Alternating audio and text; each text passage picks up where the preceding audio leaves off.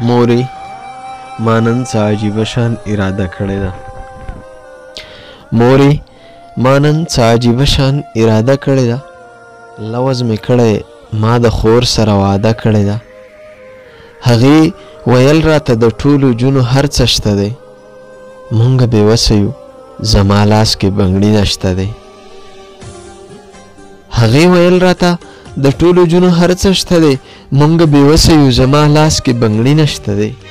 زمونږ د کلي جونې ماته پیغورونه کوي، هغوی نکریزې راوړي رنګارنګ ګلونه کوي. زما د خولې نه سلګۍ ووتلې چغې مې کړې.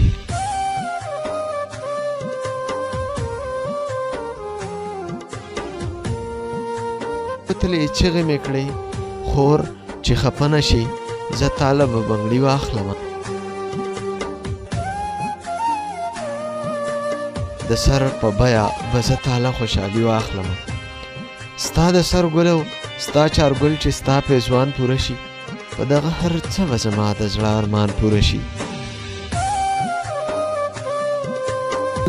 لوپټه راوړم، پېشوار راوړم، تاله سینډل راوړم، نکریزې ښایسته هار راوړم. خو شرط به دا وي چې به تا پرېږدمه مور پرېږدمه، زه به د کلي ځمه کلی پرېږدم کور پرېږدمه.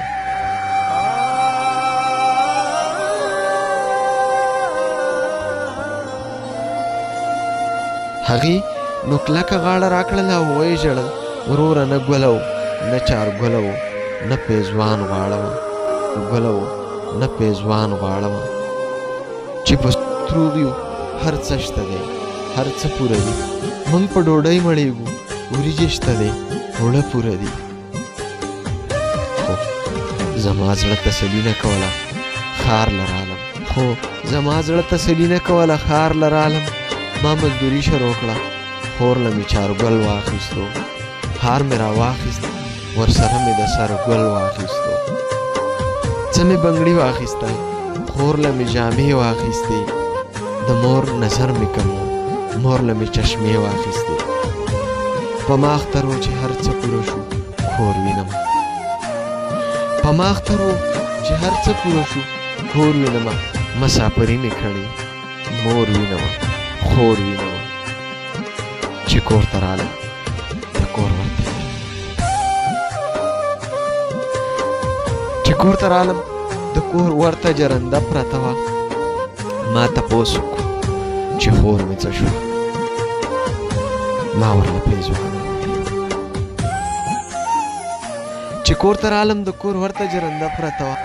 ما تپوس وکړو چې خور مې څه شوه، ما ورله پیزوان راوړی. ما یې ارمان پوره کړو، ما ورله ارمان راوړی. د کلي یو هلک مې لاس ونیو، روان یې کړمه، دواړو قبرونو ته یې پرېښودم، واپس شو رانه. د کلي یو هلک مې لاس ونیو، روان یې کړمه، دواړو قبرونو ته یې پرېښودم، واپس شو رانه.